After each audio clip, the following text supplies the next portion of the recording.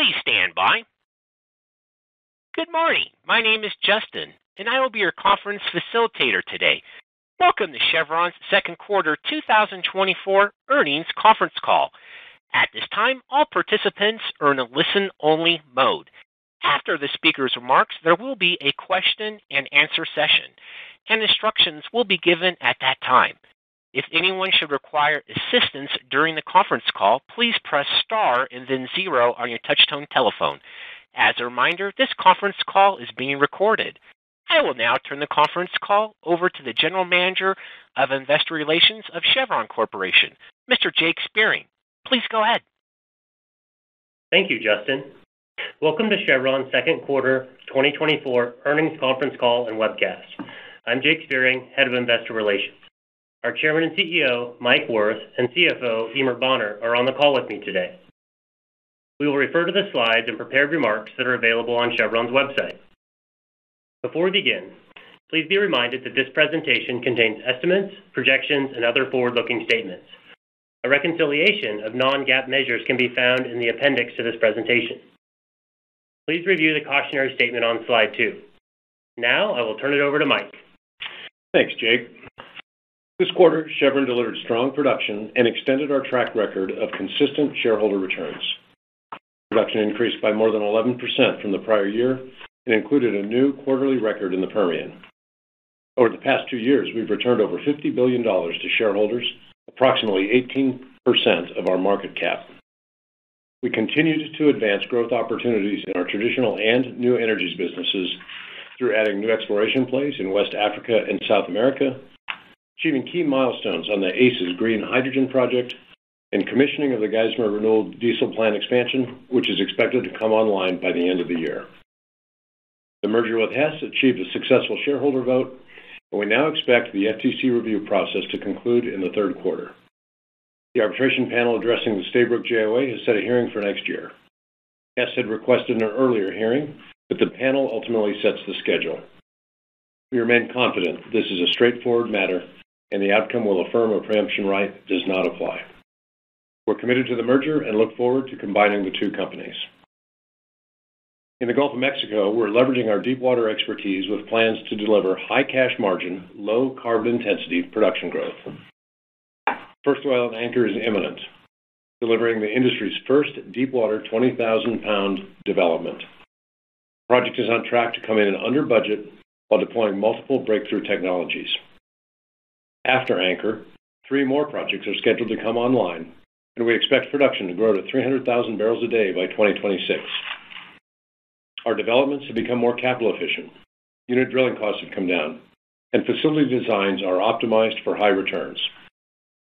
As one of the largest leaseholders in the basin, we're well positioned for the future, with leading technology capability and attractive exploration opportunities near existing infrastructure and in frontier areas. In the Permian, base business performance continues to improve with higher reliability and lower decline rates. Development activity continues to get more efficient. We're one of the first operators to deploy triple frac, delivering cost reductions of more than 10% and shortening completion times by 25% where applied. In the Delaware Basin, company-operated well performance continues to improve as we optimize development strategies. In the Midland Basin, early well results are lower versus last year. Our program in the second half of the year is more heavily weighted to development targets that we expect to perform better.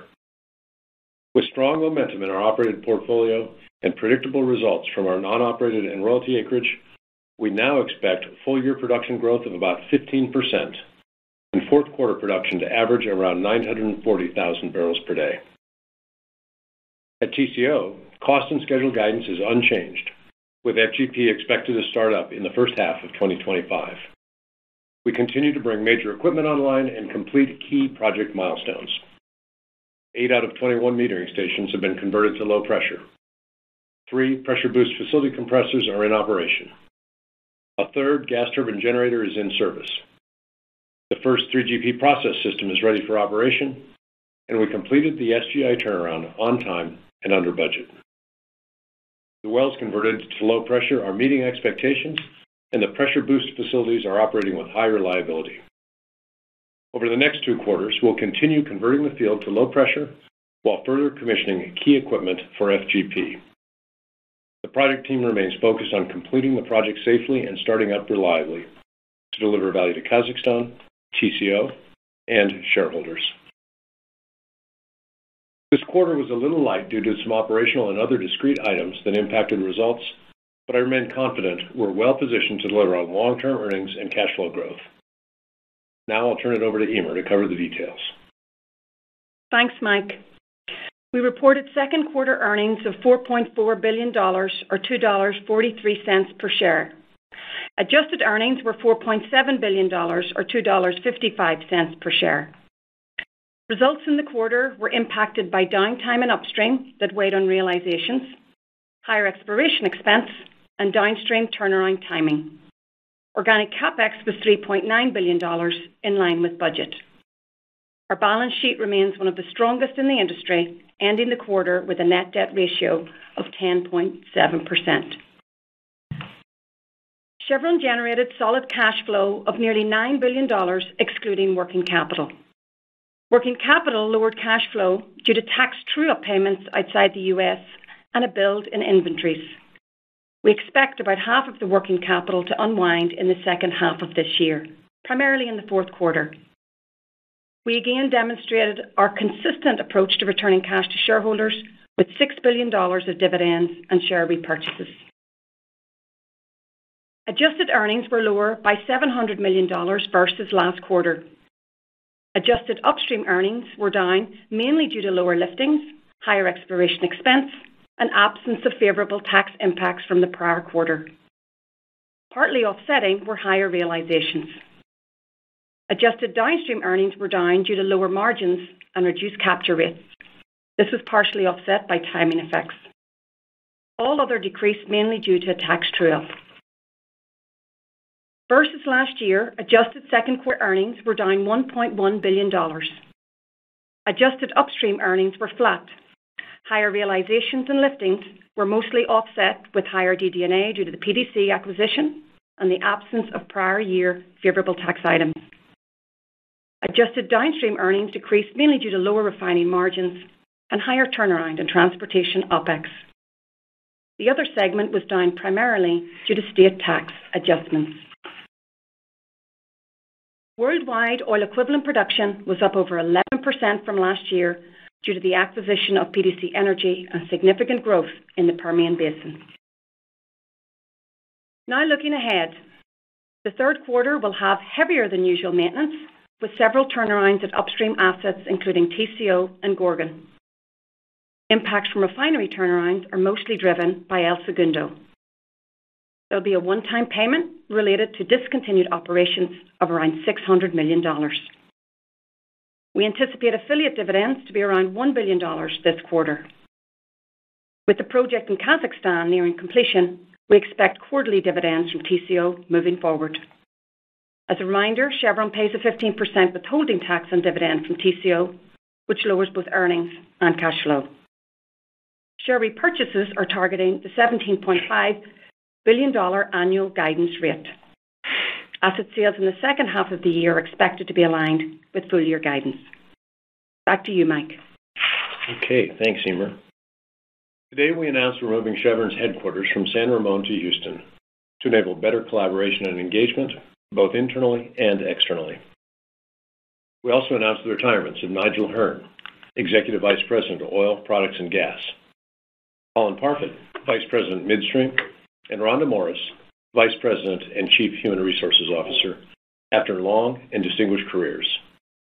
I want to extend my sincere thanks to Nigel, Colin, and Rhonda for their service and their many contributions to our company. And finally, I'd like to offer our deepest condolences to the family of our former Chairman and CEO, Ken Durr, who passed away 3 weeks ago. Ken's vision and leadership helped guide Chevron through momentous times to create a high-performing company with outstanding people and a portfolio that distinguishes our business to this day. Ken left an indelible legacy for our company and all those whose lives have been made better by his leadership. He will never be forgotten. Back to you, Jake. That concludes our prepared remarks. We're now ready to take your questions. Please ask you to limit yourself to one question. We will do our best to get all of your questions answered. Justin, please open the line. Thank you. If you have a question at this time, please press star 1 on your touch-tone telephone. To allow questions for more participants, we ask that you limit yourself to one question. If your question has been answered or you wish to remove yourself from the queue, please press star 2. If you are listening on a speakerphone, we ask you to please lift your handset before asking your question to provide optimum sound quality. Again, if you have a question, please press star 1 on your touch-tone telephone. And our first question comes from Neil Mehta with Goldman Sachs. Yeah, thank you so much, and congratulations to Nigel, Colin, and Rhonda on their retirement. My question, Mike, was really focused around TCO, and it sounds like we are making progress on that project, but this is a critical period of time during the summer productivity period. So just would love your thoughts on how FGP is progressing. And then as it relates to Kazakhstan, we're getting a lot of questions about the concession extension as we think about next decade. And I recognize that's a long way away, but maybe you can help to address some of the investor debate around that topic as well. Sure. Thanks, Neil, and thanks for your kind remarks about our retiring executives. So at TCO, as I covered in my comments, we're really seeing steady and consistent progress. Work is being planned and liquidated in sequence, which is resulting in strong daily, weekly, and monthly progress. I get a weekly report straight from the project team with a tremendous amount of detail. I'm in regular contact with them, and I can tell you that they are really on top of their game. As I said, we've got 3 of the pressure boost facilities up and running, the 4th not far away, and WPMP is operating very reliably. So we're pleased with the performance of the equipment. We're very pleased with the performance of the wells flowing at low pressure, and it's early days, but it augurs very well for the maintenance of strong production out of the field for a long time to come. On FGP, we're going to have additional FGP major equipment and systems ready for operations or started up later this quarter. And we're just going to continue to work our way through that. We're moving into more complex process units as opposed to some of the big rotating equipment and field metering station conversions. So the nature of some of the startup work on FGP will be a little bit different. The other thing to recall is we do have a large turnaround this quarter. So, good progress. The one thing that we won't compromise is safety or reliability in pursuit of schedule, but I can tell you that the team is all over that. With respect to the concession, we're really focused right now on getting this project up and running. The concession expiration is nearly a decade away, and the most important thing we can do is make sure that this big, complex project is started up safely and reliably. To remind people that may not know, this is one of the world's deepest producing supergiant oil fields, and it's the largest single trap producing reservoir in existence. So TCO is very important to the Republic of Kazakhstan. It's very important to us, and we'll certainly be in discussions with the government over time about potential extension. The key thing is an extension needs to create value for the country, and it needs to create value for Chevron shareholders. We always seek that kind of an outcome. We've extended concessions in other places where value was created for both parties. And then there's been some instances over the recent period of time where we couldn't achieve the outcome, and we did not extend. So we'll be talking more about this subject over time, but right now we're really focused on project execution and continuing the strong performance on delivering FGP. Thanks, Neil. And next is Alastair Sim with Citi. Thanks, Mike. This period of limbo around Hess is obviously a period you don't want to be in. It's not clear to me when the FTC rules or if they push out until arbitration, as I sort of previously indicated. My question to you is if, do you feel limited to do any other significant portfolio development in this interim period? I guess if the right opportunity came along, that is. Yeah, you could do something else if you wanted to. This is the transaction that's the right transaction for us, and so we're very focused on it, Alistair. And we've made good progress with the shareholder vote. We're steadily marching along with the FTC, and I've already mentioned the timeline on the arbitration. So it's sometimes good things you have to work for, and this will take a little bit more time than we had anticipated, but we remain confident in the outcome. And as I tried to cover in our prepared remarks, we've got a really strong queue of organic growth opportunities in flight right now. We didn't mention the Eastern Med, which is another one. So we've got projects in multiple regions of the world that are poised to deliver growth over the next 3 years. Absent Hess, we've got a 10% growth in free cash flow. We've got projects coming on in numerous basins in the world and in our chemicals business as well. So we're really focused on that and creating value there. But if another opportunity were to present itself that were compelling, we're certainly in a position to consider it. Thanks for the question. And the next question will come from Paul Cheng with Scotiabank. Thank you. Mike, can you talk about the potential for further cost efficiency gain? Where that you see over the next, say, 2 or 3 years, the biggest opportunity? And could you quantify that? I mean, how big is that opportunity set for you guys? Thank you. Yeah, thanks, Paul. I appreciate it. You and I have known each other for a long time, so you know that capital discipline and cost discipline are near and dear to my heart, and they always matter in a commodity business. Year to date and second quarter unit OPEX for us was about $16 a barrel, which is down about 5% from 2022. And improving unit OPEX continues to be a focus. Some of the actions we're taking today, driving down energy usage, which is a way to both reduce cost and emissions at the same time. In the upstream, we're electrifying rigs in the Permian. We're lowering steam use at our San Joaquin Valley operations. In the downstream, we're implementing energy efficiency projects at our refineries that reduce gas consumption and power use. We're also optimizing supplier contracts, implementing a minimum functional objective approach to operations and maintenance activities at key assets like TCO and our LNG plants in Australia. And we're confident that we'll continue to find new ways to increase efficiencies and reduce unit cost. Our plans would call for further unit cost reductions.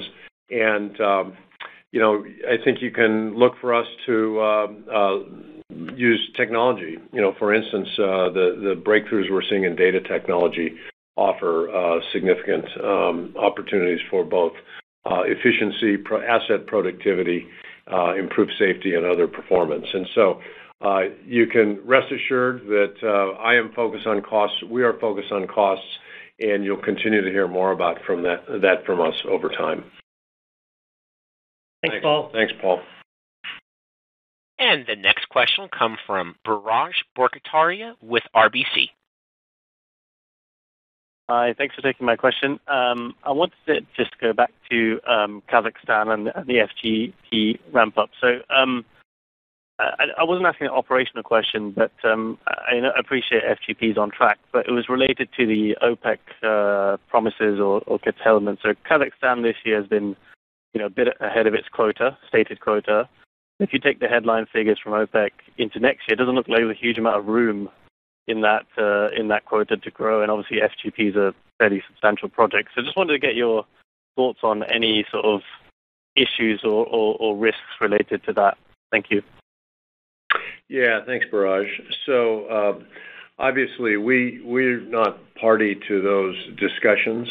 We comply with the requirements in any country where we operate, including if they have some sort of production targets or requirements that they impose upon producers in the country. We have not received any indication from the Republic of Kazakhstan with regards to any curtailments relative to OPEC+. What oftentimes happens there is with the production in several big assets, you have turnarounds, projects, and other things that create some degree of variability across multiple different producers. And I think the Republic, looks to manage that and fit their plan together. So I don't have any unique knowledge about 2025, but we have a very close relationship. I will tell you that the TCO barrels, I think from a contribution to the Republic standpoint, are very attractive, and our intent is to produce at the full capacity at any point in time for our facility in order to maximize revenue for the Republic and for Chevron. So if there's further developments on that front, we'll certainly provide them, but we don't have anything from the government right now. Thank you. And we'll take a question from Doug Leggett with Wolfe Research. Thank you. Good morning, everyone. Hey, Mike, I'm delighted to see you guys coming to Houston. Welcome. But you want to stop by for coffee, let me know. But, Mike, I missed out on the last earnings call, and I apologize for bringing it up. I know it's highly sensitive and highly, subjective, but the issue around the delayed arbitration, I wanted to pose a question to you and see if we can get you to probe a little bit on this. ExxonMobil, regardless of their motivation, has stated that they have no interest in buying Hess. But at the same time, our understanding is the bigger concern is global contractual ROFR credibility, protecting that aspect of a contract. So without getting into too much of the legalities, I wonder, is there a compromise that could cut short the arbitration timeline so you don't have to go to arbitration? For example, okay, I acknowledge you have a ROFR, but Exxon acknowledges they're not going to exercise a ROFR, so everybody gets to, protect their contracts for Exxon and secure your acquisition for Chevron. Is there a compromise that could cut the arbitration short, is my question. Yeah. Hey, it's great to hear a familiar voice back on the call, Doug, and I look forward to seeing you in Houston. What you have outlined is very sensible. It could be the foundation for something, but I really can't comment on specific conversations. I think we have indicated previously that there was a period of time where Hess and Chevron worked with the other partners in the Staybrook block to try to find a resolution here that accommodated everybody's interests, and that time has now passed, and we're in the arbitration process. So that's the path that we're on. We sought something along the lines of an outcome as you described earlier, but it doesn't appear that is how this is going to end up. Everything is confidential, obviously, the language in the contract, and contracts around the world have specific language, and in each instance, I think the parties understand how that contract is written and how it would apply. So, I really can't say anything more about it than that. Thanks, Doug. And the next question comes from Josh Silverstein with UBS. Hey, thanks. Good morning, guys. Nice update in the Permian. I was wondering if you could provide a little bit more details around the increase in the fourth quarter outlook. Was this, due to the new Delaware completion technique from Chevron? Any thoughts on non-op or royalty volumes? And then just looking at the Midland side, was there anything kind of specific as far as a zone or completion that you guys are now shifting away from to get increased productivity there? Thanks. Yeah, so look, the Permian's performing strongly as you can see in the numbers. And just to remind everybody, about 80% of our program is in the Delaware. Delaware performance is up year on year, and first half 24 production overall in the basin now averaged over 870,000 barrels a day, which is essentially flat or even a touch up from fourth quarter of last year. The drivers of that are improved performance across multiple dimensions of the business. And, in the base business, we're seeing lower decline from proactive maintenance efforts. lower operated downtime, artificial lift optimization. I mentioned triple frac earlier, which is reducing costs and increasing cycle time. So the spud to pop cycle has shortened further. So we're getting more pop days online than we might have a year ago. And well performance, as I said, in the Delaware has been very strong. In the Midland, some of the first half pops have been a little bit below expectation. There's only a finite number of pads. I could count them on one hand that are involved in this. And, we're always moving into new zones, new acreage. And as part of that, we've got an active learning and continuous improvement effort to be sure we're optimizing development across the basin because it is not completely homogeneous. And so as we're testing new zones to, better inform our future development plans, we learn. In this particular case, the learnings will be applied as we go forward. That said, as I mentioned, the second half pops are actually won't carry nearly the same component of continual improvement kind of exploration or testing here, and they're much more similar developments which have performed very well in the past. I think the thing you can pull up from that, and look, this is a big long-term asset that's got a lot of life ahead of us, and we should be continually improving in it so that over time we can deliver even stronger returns, stronger performance, and we should be learning as we develop it as the basin matures. And it's exceeding expectations for this year. We've raised our full year guidance, and we've got great confidence in what we'll deliver in 2025. Thanks, Josh. And the next question comes from Roger Reed with Wells Fargo. Hey, good morning. Morning, Roger. Morning, Mike, and welcome to Texas. If we could maybe dig into the Gulf of Mexico, as you said, the first kind of 20,000 PSI development. Given that it's new, what are some of the experiences you've had or the industry has had with this level of pressure, and what are some of the things we should be watching for? Maybe in another way of asking the question, how have you gotten comfortable on the technology side, in terms of bringing this forward and developments behind it? Yeah, I might make a couple of comments on that and then ask Eimear, who, before becoming our Chief Financial Officer, was our Chief Technology Officer. Moving into that pressure regime, obviously you need bigger equipment because you got to contain higher pressures. So you've got greater wall thickness on all your equipment. It's heavier. You need heavier hook loads to lift and deploy equipment.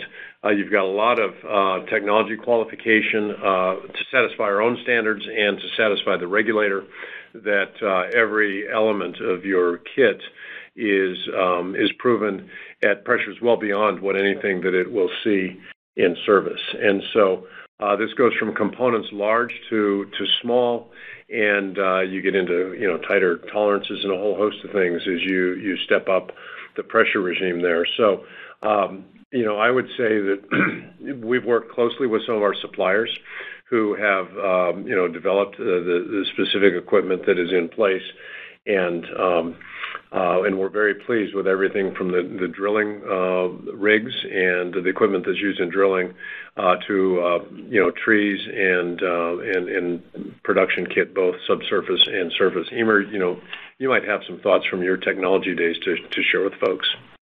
Yeah, Mike, you hit on one key thing, and that is the partnership that was demonstrated here with ourselves, with industry partners to be able to deliver, the first 20K subsea development. And, to your question in terms of how did we get it comfortable, I think it was because we brought the best of our engineers, the best of our suppliers, the best technology that we had, several examples of technology, proprietary technology technology that we brought, and the extensive testing, quality testing that took place before we went out to the field. So, some things to mention, just to put that in perspective.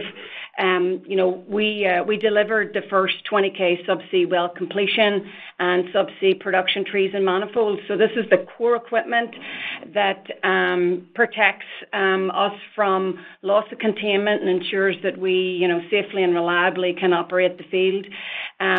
We drilled wells.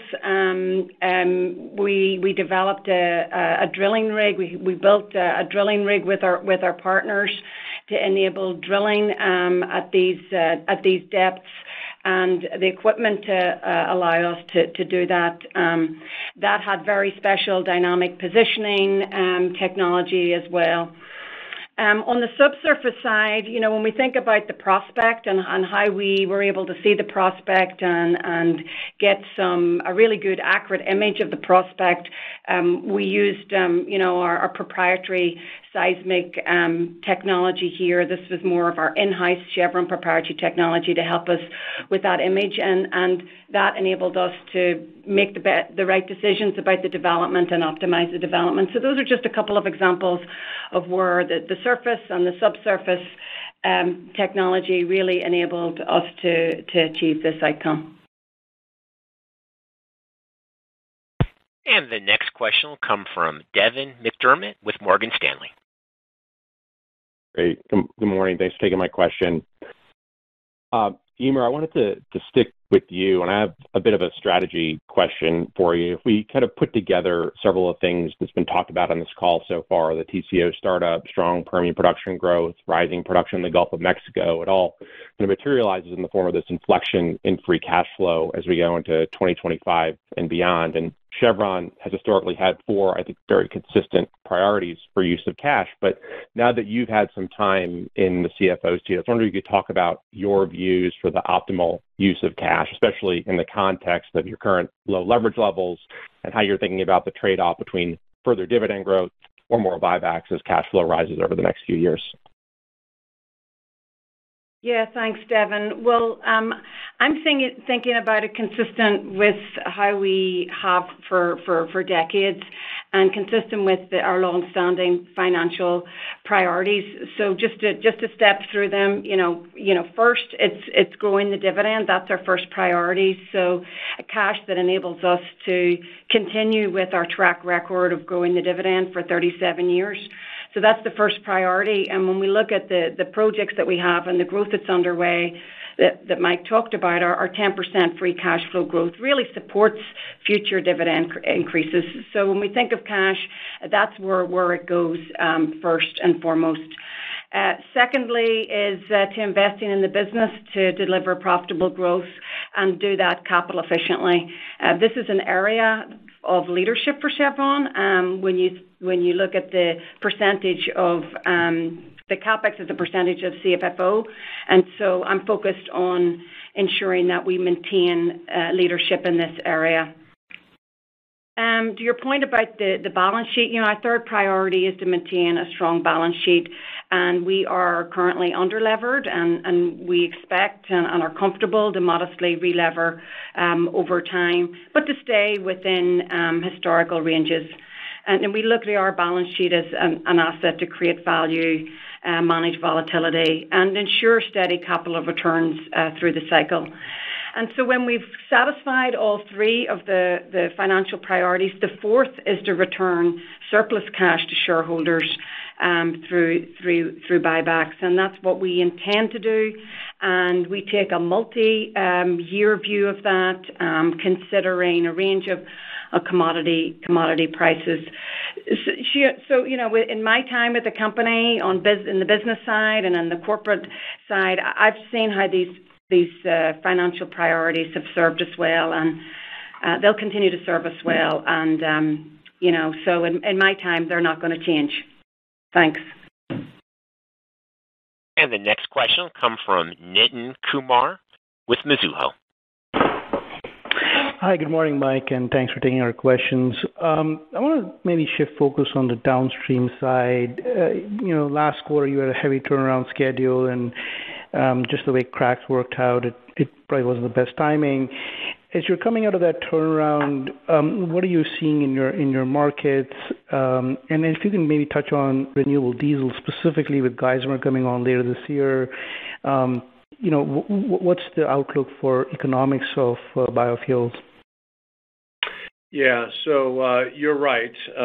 We had some turnaround activity in the second quarter that occurred during the more attractive margin portion of the quarter, and then we had more capacity back online as margins dropped precipitously in some cases. So we didn't capture as much as we could because of the timing of some of our activity.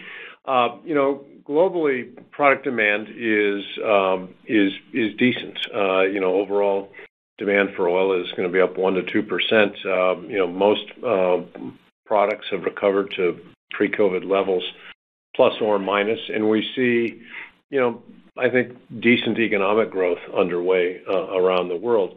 We've had some new refining capacity come into the system in the Middle East, in Africa, in Mexico, and in Asia. Some of it's coming online, some of it's in startup. So you're seeing some capacity come online, and inventories have all risen over the first half of the year, and they're at or above 5-year levels. For some period of time, we've been, of the view that margins were going to revert towards mid-cycle by this year or next year, and that's certainly, I think, what we see going on in some cases. Mid-cycle has been pretty tough in some parts of the world, and we're back to pretty tough margins. And that's maybe a way to transition to renewable fuels, where these are markets that are heavily influenced not just by supply and demand, but also by policy, because a lot of the value is driven through the credits associated with those. We've seen periods of time in the past where the targets didn't come out of EPA until after the compliance year had already ended, which was challenging.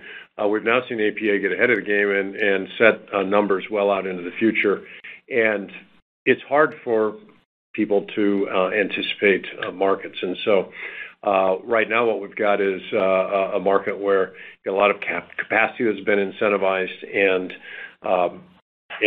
we don't have the RVOs that necessarily match up with that. So we've got an oversupplied market. Credit values are down. That's both at a federal level and at a state level. Welcome to a margin business.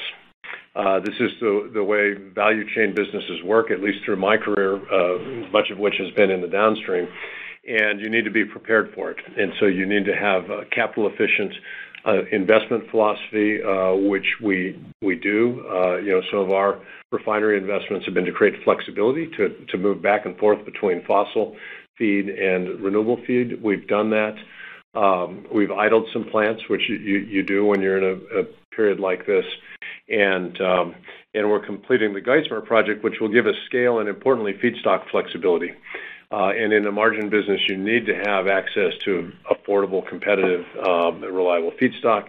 The flexibility that Geismar will have will allow it to compete very well. We've got another project underway, a joint venture with Bunge, to move back into the bean crush portion of the value chain, which further helps us assure competitive supply into Geismar. But this is a business where we're going to see periods of time where margins are tough. And you probably see some competitive capacity under pressure, and some of it shut down. And over time, then they'll tend to cycle the other way. So we're in this business for the long haul. We think drop-in renewable fuels are going to be part of creating a lower carbon energy system in the future, and we're very committed to that business through good times and through the challenging times. We'll be pragmatic, efficient, and value chain oriented in optimizing that business. And the next question will come from Jason Gabelman with TD Cowen. Morning. Thanks for taking my question. You guys have built out a pretty larger exploration portfolio the past few years, and I think you're starting to delineate some of that acreage. And I'm wondering, out of the positions you've amassed around the world, what you're most excited about. And then related to that, specifically on Namibia, there's a lot of interest in the market about that region. Could you remind us what your drilling plans are for that region this year, and any interest in consolidating the space, given a number of small and large players over there? Thanks. Yeah, thanks, Jason. You're right. We have added some new acreage to our portfolio, and some acreage that's in areas that are kind of more frontier than some of the stuff we've historically held. Look, we're excited about. I'm excited about any number of regions in the world. I'll start with the Gulf of Mexico, where we've got projects lined up, as I mentioned earlier, and a lot of expertise. We're one of the largest leaseholders in the deepwater Gulf of Mexico, and as we move into these higher pressure regimes, we're well positioned to continue to have exploration success and development success there. The second one I'll point to is the Eastern Mediterranean, where we've got interesting acreage in the offshore of western portion of waters off of Egypt. We've got some plans to drill there. We've got a discovery where we'll do a delineation or on the Nargis discovery. And then the third one I would point to is West Africa, and that would include existing positions in places like Nigeria, Angola, Equatorial Guinea, and Namibia, where there's certainly been a lot of interest lately in Namibia. We've seen others make some discoveries in the Orange Basin. We've got a lease, PEL 90, which sits just outboard of where an interesting discovery has recently been made. And we've got a well there that will spud in the fourth quarter of this year. It'll be completed in early 2025. We've already executed, the rig and well construction contract. So we're very excited to see what that delivers. In terms of additional acreage in Nigeria, we farmed into a block in the Walvis Basin, PEL 82. And are interested in continuing to add to our acreage position there if opportunities present themselves. So, we've got three ways of bringing resource into the company. You can explore for it and discover it. You can acquire it, or you can unlock it through technology. And all three of those receive a lot of attention. We've got talented people working in each area to bring resource in through all of them. But I'm excited about some of the new exploration acreage that we're adding. Thanks, Jason. The next question comes from Bob Brackett with Bernstein. Good morning. I had a question, given that you have a unique position in Venezuela and we're watching an election and a post-election unfold. Any comments on what you're seeing from your folks on the ground, and maybe if there's any vision what your role in Venezuela could look like in a range of presidential outcomes? Yeah, Bob, on the ground, what we're doing is really monitoring the situation. You've seen the news coverage, and our focus remains on the safety of our employees and their families and the integrity of the assets in our joint venture operations. We've been a constructive presence in Venezuela for most of the last 100 years. We conduct our business there in compliance with their laws as well as the laws of the U.S., which in this particular case are administered under a general license issued by the Treasury Department.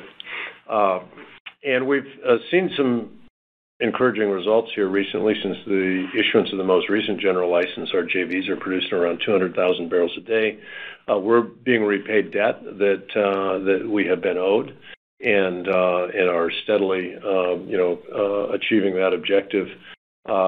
We've also seen the extension of some of the concessions on some of these non-operated joint ventures that we are involved in. So, we remain apolitical in Venezuela and in other countries. We're there to help develop the economy, support the people, create jobs, and and not get involved in politics, which can swing in any country from party to party.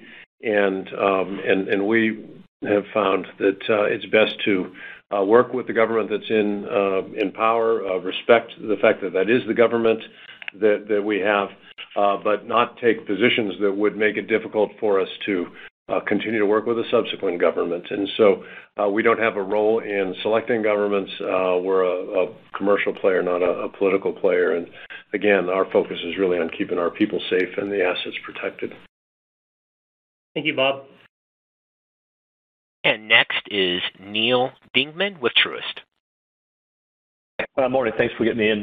Mike, my question for you and the team is just on OFS costs. I'm just wondering, have you seen any change in prices given the very recent fall in oil prices? And if so, or yes, going forward, would you expect to see maybe domestic costs hold while international stays firmer or vice versa? Yeah, certainly, in the economy, broadly speaking, we've seen, inflation pressures easing, and I think that's good for consumers. It's good for economic growth. These things vary across geographies, and as you say, you can see different dynamics in the onshore and the offshore. We are seeing some softening of pressure in the onshore, some declining in prices for oil country or oil class tubulars, rigs, proppant, trucking. Some of the frac services are more stable.